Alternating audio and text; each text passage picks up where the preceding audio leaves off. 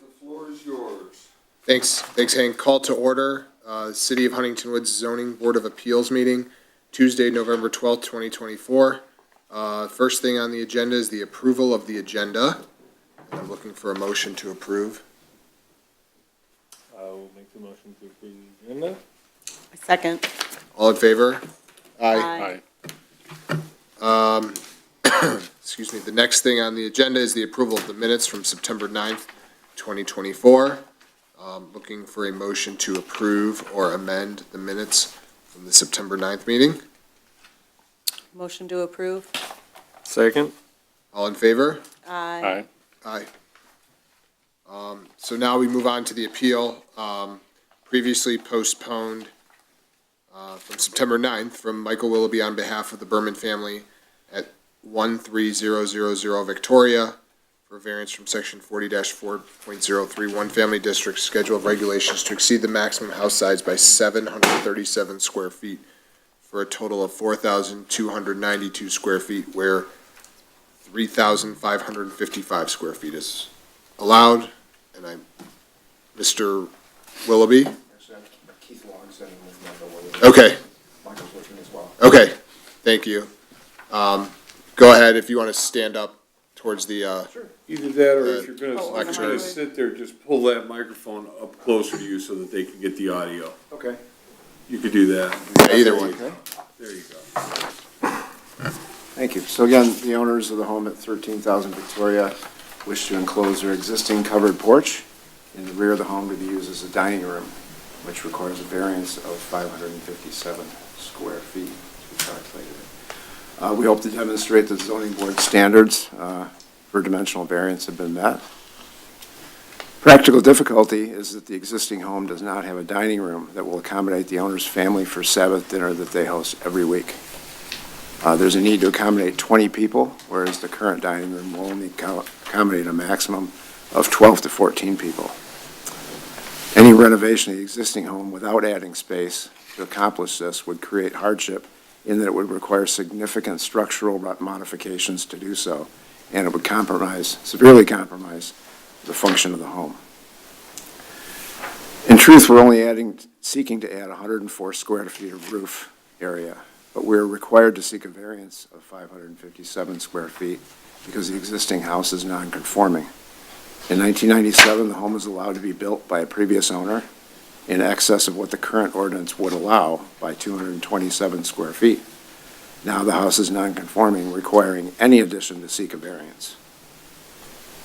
The covered terrace does have a roof, but since it's not enclosed, it's not currently counted as usable living space.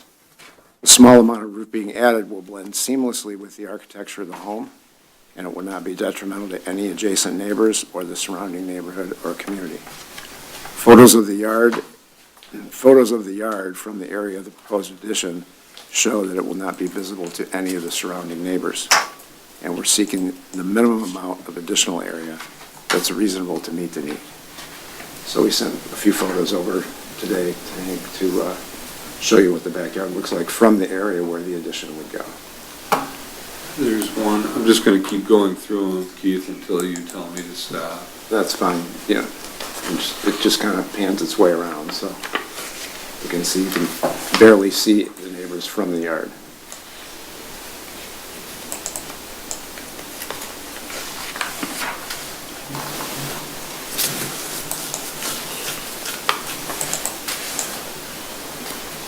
You could get the idea.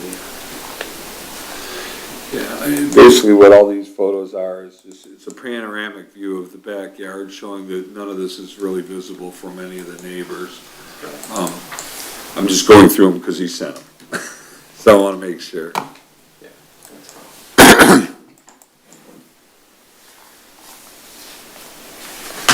Thank you. So that column is at the corner, the very corner where the terrace would be enclosed. And I'd be happy to answer any questions. Thank you. Hank? Yeah, okay, so after the last meeting, when there were some questions and there was concerns from the board, we went through everything and distilled some of the numbers down.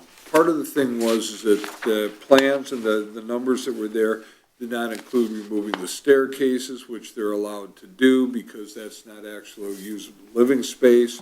On one floor, they're allowed to take that out.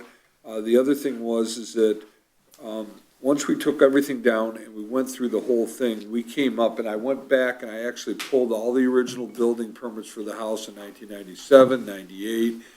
What I think happened here was when the house was built, and again, this even predates me being here, which is a long time, but what happened was that the house just got built bigger than it was supposed to be at that time. So as a result, the building inspector just approved the house, finalized it, gave them that never got anything at the end. So when they purchased the house was already there, the house was already that big. The problem that you're having here, and the reason that the numbers aren't working is that the numbers indicate the overage of the house from what the plan from what it should have been. So they're already starting at a disadvantage with that. The numbers that we come up with is that where they want to end up is 4112, okay? So the variance of 557 includes the space that they're already over. So there's Which is what? Pardon me? Which is what? 557 square feet, of which part of a couple hundred feet, like what was that, like roughly 250 square feet? 227, okay, already exists. So the reason that the number is inflated there is because that was never legitimized. And now the new homeowner is paying for past, I don't want to say necessarily mistakes but past, somewhere at the point in time, something happened where the house was built bigger than what it was. I can find no building permits for any exterior renovations or structures from 1997 till now. I got a basement renovation, a whole bunch of electrical stuff, I got a whole bunch of other stuff for remodeling, but I don't have any blueprint for anything bigger than what was there. I have the basement remodel, which doesn't even enter into this. So that's where it was. So then we got down to the number that was, I had 327, let's go with 330 for the bigger number, because we had a little discrepancy between our two numbers. So say 330. So 330 represents the number over what was there. So the 557, which was the biggest thing, so it looks like they're asking for a lot more than they had, but they had more to begin with that they didn't count on. So that's part of where the problem comes in. So they're adding to that 104 square feet of additional roof space over the lanai that already exists. So the lanai has a covered roof, so it counts as lot coverage, but it doesn't count as house space because it was never enclosed and conditioned. Now it will be. So that's where the number comes in. The additional 104 square feet of roof, which they also intend to use as part of the enclosure, plus the existing lanai. The space is there, but it's not enclosed.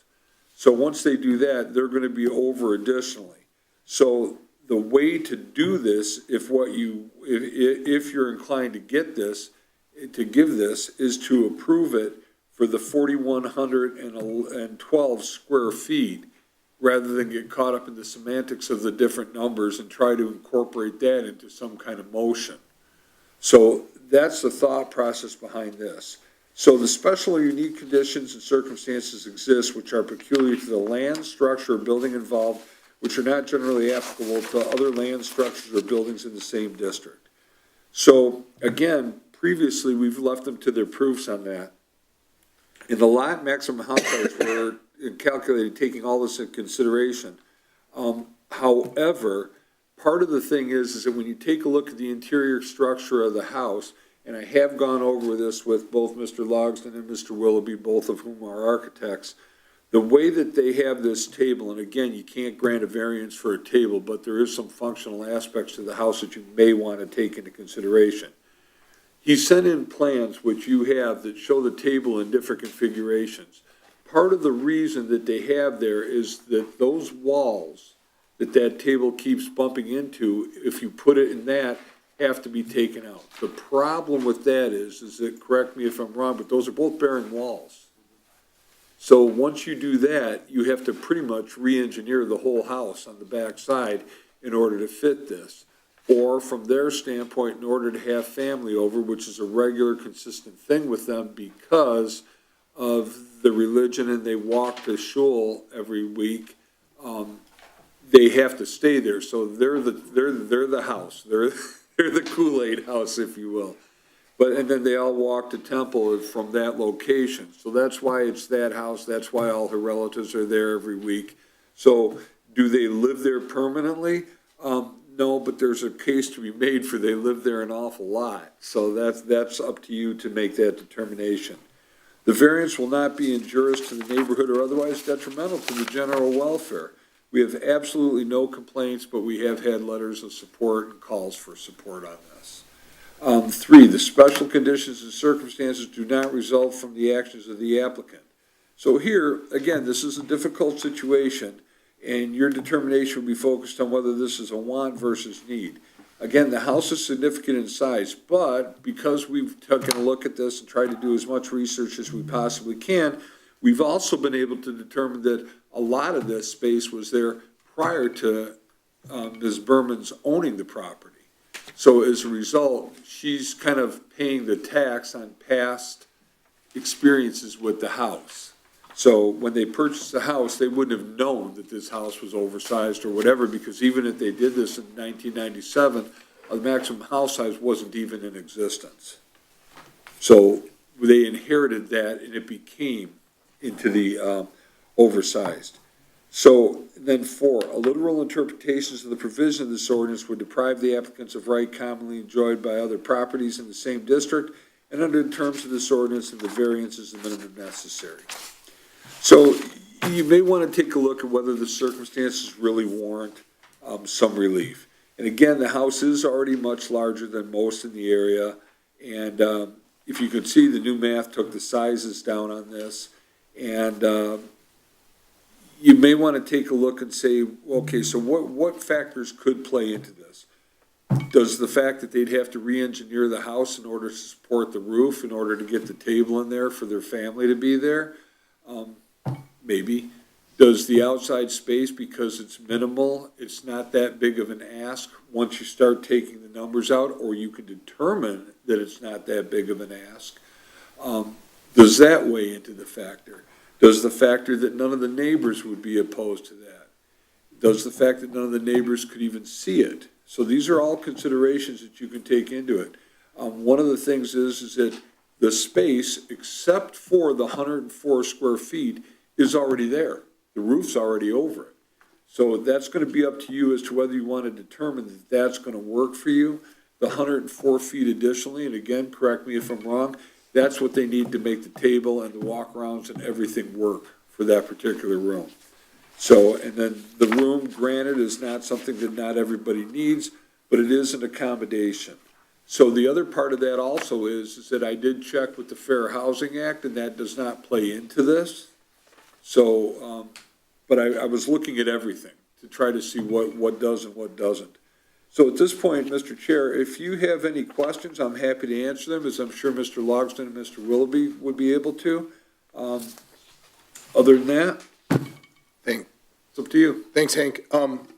The applicants have anything that they want to add to kind of what Hank said? Only one thing. Sure. Even with the addition, we still comply with the lot coverage. Okay, yeah, that was, I noticed that. Yeah, and that's a big thing too, and because what the deal is that the two are not, they don't always jive. Yeah, yep. Before we open it up, I'm going to open it up for public participation. Seeing and hearing none, I'm going to close public participation on this matter and open it up to start with Rick on any questions or comments.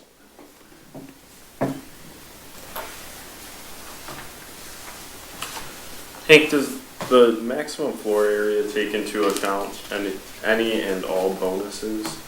It takes into account bonuses that you would have. We're going straight square footage. So the house in and of itself would get bonuses, but it didn't when it was built. So we went at this with square footage. So the other thing that you could do, and actually, Rick, I'm glad you brought it up, is you can apply bonuses to this, but there's still a ceiling on the bonuses. So you can't get over 600 square feet of bonuses. What, Are we, as the zoning board, can apply bonuses? You can't apply bonuses, the planning commission typically would, but what Rick's point is, and correct me if I'm wrong, Rick, is that if it were designed today, would it get the bonuses? And would bonuses make it have bigger than that? The answer is no. R1C gets 3,000 square foot by right, and then you get 600 Okay. max, so he puts you at 37. And I think where Rick was trying to go with this is, would they have gotten this if it was built today, anything different? And the answer is, if it is, it might be a few square feet, but if you're inclined to go that route, then perhaps you're just inclined to accept what they're saying, but that's kind of where I believe Rick is going anyway. Like, could they build this house today if they applied the bonuses to this? all right, other question is, I think I asked this before, is there anything unique about the lot that would, shape of the lot, whatever it might be, that would say that, and I think we're at the maximum bonus, if we went bonus route, that the lot size or however it was calculated, if it was a regular lot, the house couldn't be any bigger. I think I'm answering my own question, that no matter what, the house couldn't have been any bigger. The house couldn't have been any bigger. What the difference is that the actual, because the variances, dimensional variances, if they run with the land, so that has to have something to do with the structure or the land or some combination thereof. The contention would be not that the land is irregular, but that the house is irregular based on the construction, correct me if I'm wrong, and the fact that where the bearing walls do doesn't provide them with adequate space for their table area. And that's where that would go, unless I'm misreading that from you. That's right.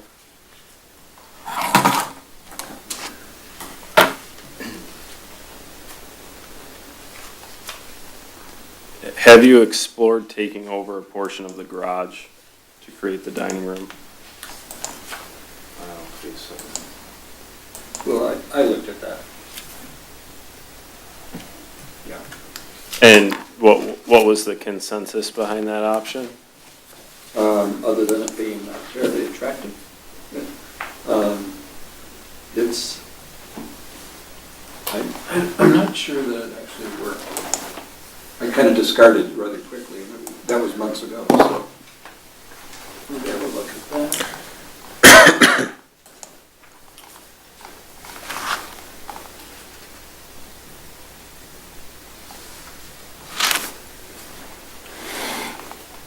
So here's the one thing that might lead itself to that.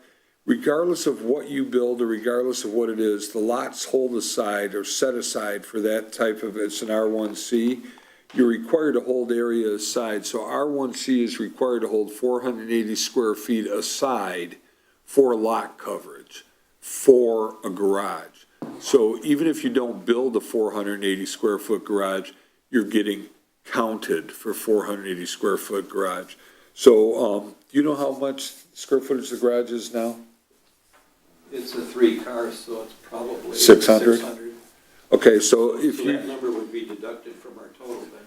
well, no, because the house doesn't count as that, the garage doesn't count as living space. But the point in going there would be is that if you took some of the space out of the garage, would that make a difference in your in your maximum house size? And the answer is no, it wouldn't. That's the point.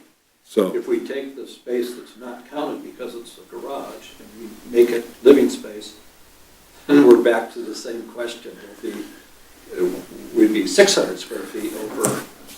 and you would still need a garage, and that might throw you into a lot coverage variance as well. So that would be the thing. So the 480, whether it's 600 or not, even if you took out from 600 to 480 is 120, that's not enough space to fit in the car. So I mean, that's a 3-car garage, so you're taking half of a bay. You're not taking in a full bay. Because of your space, your actual bays are gonna be 10 by 20 roughly, so it's 200 per bay, so that's how you get to your 600. And again, I'm ballparking because I don't have that. Just this discussion reminds me why I rejected the idea. And it would be that if we took the garage space and made it into a dining room, then that garage space would then be counted as part of the enclosed space. We're already 227 square feet over the maximum space. If I would have added the garage, it would be roughly 800 and some square feet over. So it's actually less of a variance to enclose the rear porch. I think, Does that make sense? I think it's understandable, but I think the other thing with that too is that then even if you took one bay, that's only 200 square feet. It would be- And that doesn't help you. Right. So that's kind of where, and the location of that versus the location of this, going with the flow of the house, that would be something that architecturally, I would defer to you, obviously, but that would be something architecturally that wouldn't work as well. But Right. I think pretty much everything has been explored, unless, Rick, you got something else, but if anybody could come up with something else, it would be you, so I would appreciate any input you got. That's it for me. Ben? I'll be transparent that I'm like very split. And each time I think about this, and I have since the last meeting, I tip a little bit one way or the other. You know, a more conservative approach to this would be the minimum necessary is 0, right? That the house is already oversized. There's not a structural or design defect. It doesn't meet this specific family's needs, but there's not a strict basis for a variance. I look for ways to say yes, because I think that people generally come with reasonable requests, and this is an equitable body that has that authority and the responsibility that comes with it. So the other side of my thinking is that it is given the existing circumstances of the house, it's not precedent for any other house, right? Our decisions are not precedential, and that it is not gonna have any negative consequences for anyone. And if we, would bear the risk of someone else coming and saying, well, my family's needs are also require having more square footage than the code allows, and we would have to look at that particular to those circumstances. So I don't know, I'm not really inclined to be a persuasive either way. I think it's as nuanced as we want it to be, or maybe that, you need 4 votes, You need 4. that there aren't 4 votes. I don't know. I'm not gonna try to read the tea leaves. I just think it's one for us to carefully consider. Hank, excuse me, what changed in the plan since the last meeting? Because the numbers, Just the math. No, the drawings didn't The change. math changed because there was space taken out of it, so the number dropped from the 4292 because there were staircases that were removed from the Okay. equation. oh, right, okay. And there was, we went through and said, okay, did you count this? You counted this, you don't have to count that. You Got counted it. this. Okay, So that's how that first number dropped. Consequently, the second number dropped. yeah, but it's not like they went in and like redid the design, you just kind of were more No, meticulous they- about what was being counted versus what was not being The counted. discussion was had as to what they're counting versus what's allowed to be counted. Got it. We came up with a different set of numbers. Okay, Also, the research that we were able to do with this, and part of the reason that we didn't have this is a lot of this stuff is being scanned. All our documents are out being scanned, so what we may not have had last time, we have back in a whole nother set of drawings is, so that's kind of where we're at with that. And I can find no other building permits, no other explanation for how the house got so big in the first place, based on what I have, and I have everything. yeah, I mean, I'm having a hard time with the special or unique conditions peculiar to the land. I understand the family situation, and I get it, but it's, the standard is really the circumstances peculiar to the land, structure, or building, and I guess I'm just not, I'm not seeing it. And I understand I'm even more persuaded on the minimum necessary because it's really only 104 square feet, but, the issue being already, I don't necessarily have a problem thinking about it that way, given because those are peculiar circumstances, but I'm not sure that those are peculiar to the land. It's like almost like a clerical error, but even notwithstanding that error, I don't think we could, I think I would still have the trouble with this. Well, I mean, maybe if, right, I think the basis would have to be that the non-conforming, ostensibly non-compliant build-out of this plan that, would not happen on Hank's watch, but it was a different, earlier time, created an existing footprint with a problematic, again, not dysfunctional or non-functional, but suboptimal, layout of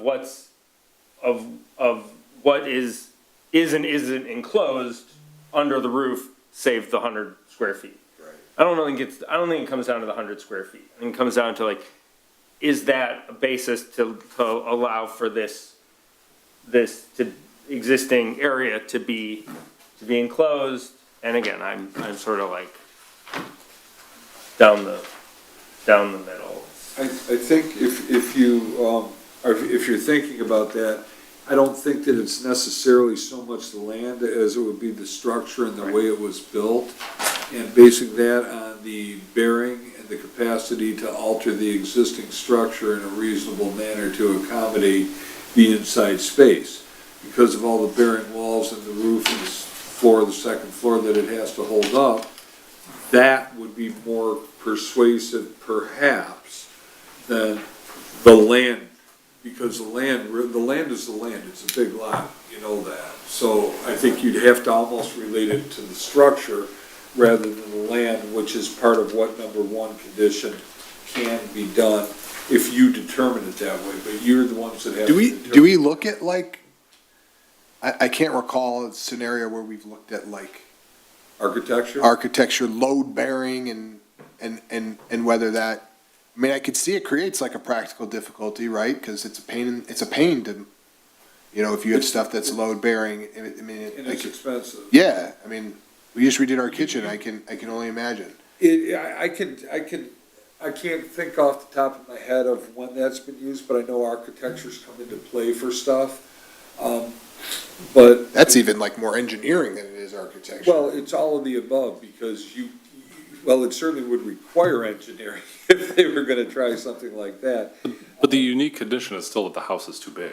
I mean, that's, what we're come down to it is, when we come back to the unique condition, it's that the house, Too big It's to too be big. further adapted. well, it's too big to exist as is. I mean, Right, so- we, so- obviously, we're not doing anything about that, but, Demo of the house. but I mean, it's, yeah, I mean, that's the problem, is like, I'm struggling, like, do we want to grant things? Yes, but we're talking about the unique condition is that it's larger than it should be, and we're being asked to add more. And that's where I struggle, because if we're saying that the hardship, that they're having a hardship, well, they've also benefited from having a house that's too big for their lot. And that's where I struggle. Right, with the understanding that the house was built before the maximum house size came into play, Right. as we have it now. So, It was built bigger than the plans that were submitted, right? We think, or? Yeah, yes. And if they had submitted the plans for the house as it ended up being built, would it have been denied? I can't speak to that because that was in 1997.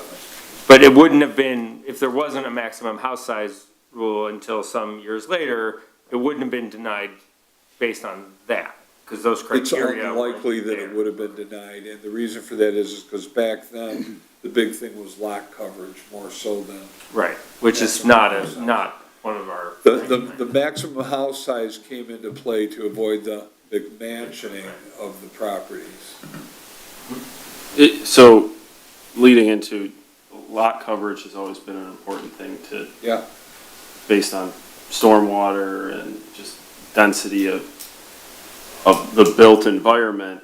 But the house, maximum house size, not just the pure McMansion factor, but it was also a massing issue, right? So if an argument could be made that this isn't increasing the mass of the house, and speaking from the planning commission side of it, I think the planning commission's more okay with that.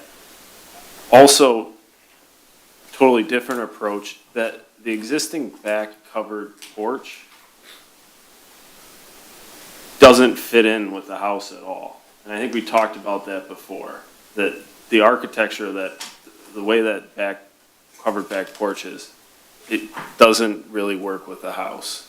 And by changing the architecture a little bit, you might actually be even reducing the massing back there of this kind of, it's a strange structure, correct? As currently As is? currently, Yeah, we didn't really have a picture of the back. We got everything but the back of the house in the pictures. you have the proposed, yeah, Right. right, you didn't have anything from the Yeah, back. I didn't fence have like, looking the in. standing from the, What got does everything. it look like now? I think there's an elevation of the back of the house. I've seen them. Exists today. There is. I'm looking for a way. yeah, and the fascia doesn't line up, and not that you're able to bring that down in the proposed plan, but you are bringing it down a little bit with how you're trimming out the top of this. We would agree that what we're doing to the architecture of the house is making it much more compatible with the rest of the house.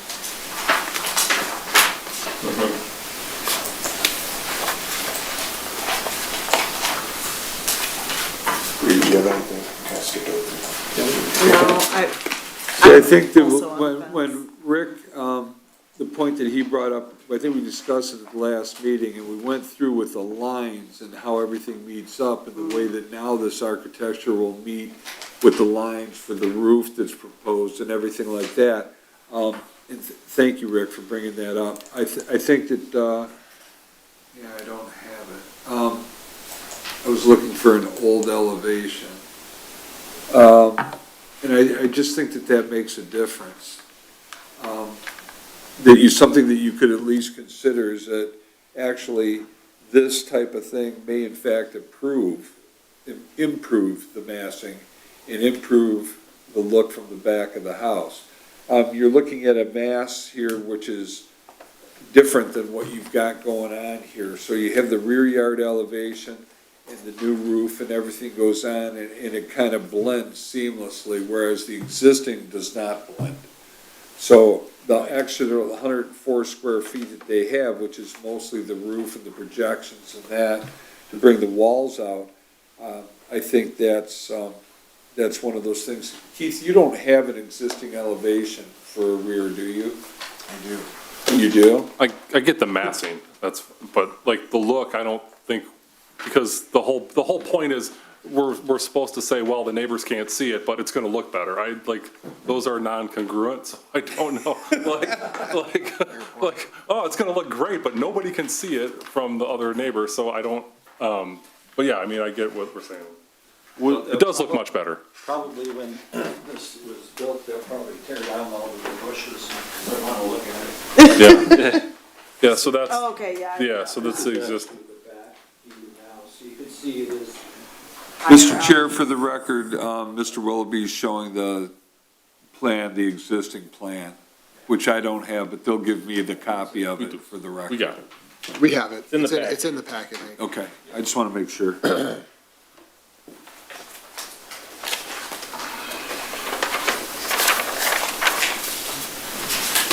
Thanks for finding that.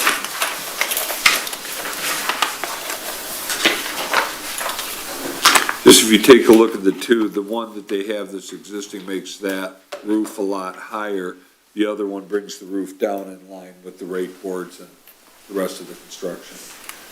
Hank, if they took the existing covered porch and said, I just want to enclose it to keep the bugs out, to whatever, but it's not heated and cooled, would that be allowed without anything? Yes. As soon as Up they to condition, and including putting glass in, right? as soon as they condition it, that's when it comes into play. What's that? So when you heat it or cool it, Registers, or some form of heat or cool, because you could also say electric baseboard, which doesn't necessarily have that. How they would choose to condition the space would be up to them, but the fact that it's conditioned becomes livable space, which the screen porch would not be in about another month. right. I'm just taking that as an argument that someone could go and close the existing area, and it had this, nearly the same appearance as to what we're getting now, and not count it as livable square footage if they didn't heat it or cool it, which They could makes put a no, space heater out there. it makes no difference Right. to what we're viewing as maximum square footage. Then that additional 100 square foot that they're adding is actually, I'm going back to, it fixes the way it looks on enclosing it. So, I'm trying to find an argument there for it. I don't know if it's there, but I'm trying to find it. I'm getting there, I'm not made of stone. Getting there. I want people to have nice things, all right?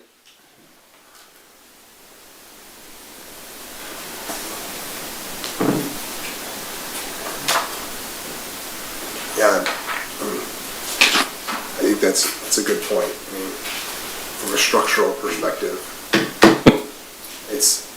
they could do it if they didn't need to heat it. If we lived in like Florida, you would want air conditioning, but. So it's the same thing, but, yeah. We lived somewhere that was mild all year round. So. They are putting, it looks like an operable folding partition in there, which I would guess is going to be open a significant portion of the summer. Yes. What, the doors are folding partition? Is that what he said? Right, you'd be able to take the doors. Oh, it's like an and slide them, accordion. and it would be just wide open. Oh. Outdoors. Nice. But there isn't any more, it doesn't change the footprint of what's porous and non-porous? Correct, does not.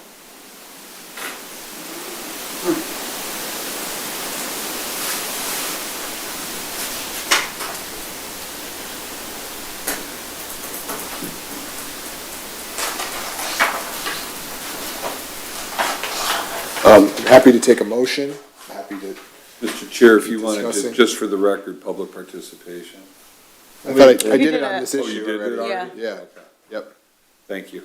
yeah. I'll do it again if you want. As many times as you want. There's still nobody. So many people here. Another way of thinking about it along those lines is like, if you just pulled the permit and enclosed it as a non-conditioned space, and then came back, or the next owner came back and said, you know, I wanna do this above board scrupulously and need a variance to install, you know, extend my ductwork or whatever to have heat and AC to this already enclosed, fully enclosed space, it would seem like a minimum necessary kind of a thing for the use of that space, which currently just doesn't have, it's got the ground, it's got the floor, Right, and it wouldn't or be the the- ground, and and it's it got wouldn't be the roof. fault of that owner, because they would, it would already be over and, yeah. All they'd be asking for is heat. That would be the long game. That would be the line, yeah. I'm just thinking. We, how our That's how we have to we get turn over every couple of years. Watch out for Andy. Yes. Hank, I'm going to make a motion to grant this, but I want to make sure that I'm reading it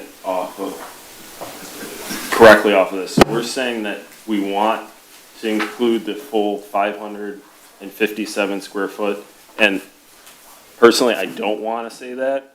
No, he said just to He say said the use the 40. total amount. Yeah, I wouldn't get caught up in that. I Just go would with the just go the 4112, which Yeah. is the total, including what they need, and it legitimizes what's there already. Right. And it also allows them to get what they need in order to make this all work.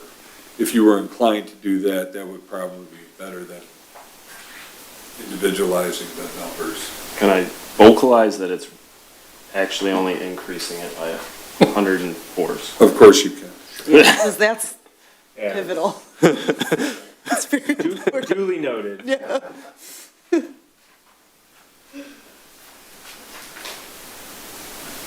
And it's 4112, like, as presented, As presented as to you presented to tonight. the, as opposed to, you know, Right. going down. So I can just eliminate where it says exceed the maximum house size by 557 and just say For a total. for a total of?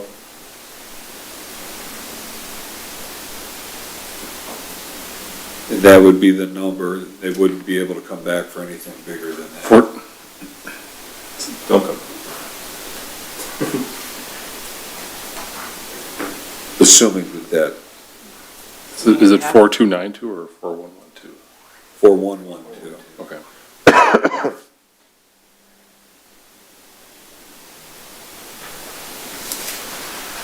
All right.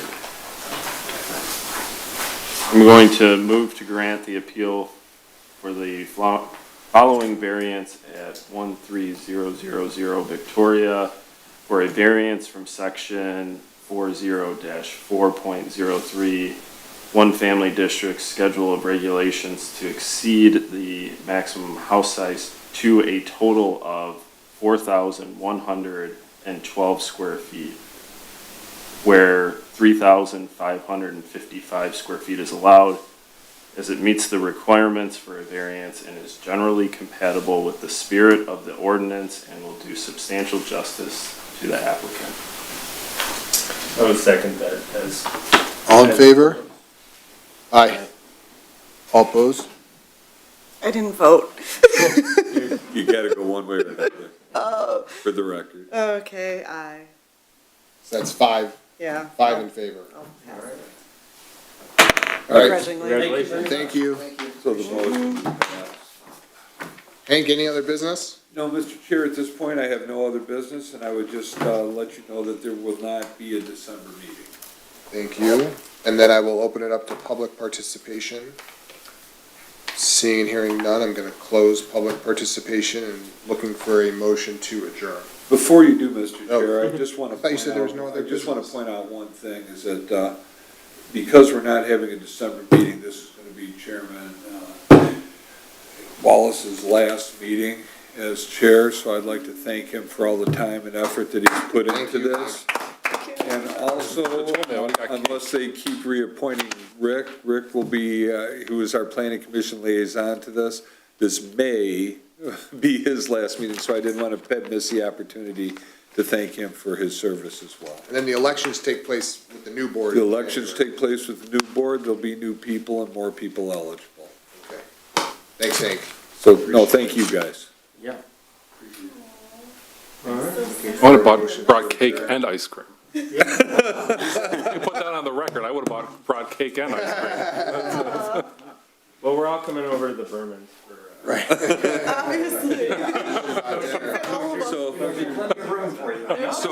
So having said that, Mr. Chair, I have nothing further. Thanks, Hank. all right, I would make a motion to adjourn at 8:21. I second. All in favor? Aye. Thank you all very much. Thank you, Hank. Appreciate it. Thank you. Okay. We can just leave this stuff. I came in saying no to this.